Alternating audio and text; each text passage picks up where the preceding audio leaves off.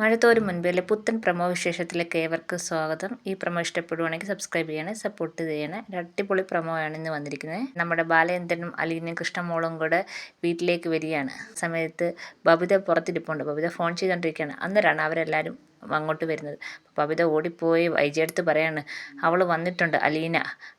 അപ്പോഴത്തേക്ക് വൈജിക്ക് ഒരു ഷോക്ക് ആവുന്നുണ്ട്. അപ്പോഴത്തേക്ക് മാസമായിട്ട് നമ്മുടെ ബാലേന്ദ്രനും അലീനയും കൃഷ്ണമോളും കൂടെ കയറി വരുന്നുണ്ട്. അപ്പോൾ വൈജയ്ക്ക് ദേഷ്യം സഹിക്കാൻ വയ്യ. എന്നിട്ട് ബാലേന്ദ്രൻ വന്ന് വൈജ എടുത്ത് പറയാണ്, നീ ഒരു മകളെപ്പോലെ ഇവളെ സ്നേഹിച്ചാൽ നിനക്ക് കൊള്ളാം, ഇല്ലെങ്കിൽ നിൻ്റെ ജീവിതം മഹാദുരന്തമായി മാറും എന്ന് പറയുകയാണ്.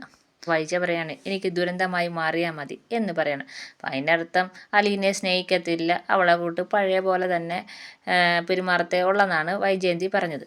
പിന്നെ മുത്തശ്ശിയുടെ അടുത്ത് ബാലേന്ദ്രൻ എത്തുന്നുണ്ട്. അപ്പം മുത്തശ്ശി പറഞ്ഞെന്ന് തോന്നുന്നു, അലീനെ ഇവിടെ കൊണ്ടുവന്ന എന്തിനാണെന്ന് ചോദിച്ചെന്ന് തോന്നുന്നു. അപ്പം പറയാണ്, ഇത് നെടുമ്പുരയ്ക്കൽ ബാലേന്ദ്രൻ്റെ വീടാണ്, ഇത് കൈതക്കൽ മാളിക വീടല്ലെന്നും പറഞ്ഞുകൊണ്ട് മാസ് ഡയലോഗ് മുത്തശ്ശി എടുത്തും ബാലേന്ദ്രൻ പറയുന്നുണ്ട്. ഇത് കണ്ട് ഭൗതിയും രോഹിത്തും ഇങ്ങനെ അന്തം വിട്ടി നിൽക്കുകയാണ്. പിന്നെ കൃഷ്ണമോളും വിട്ടുകൊടുത്തില്ല.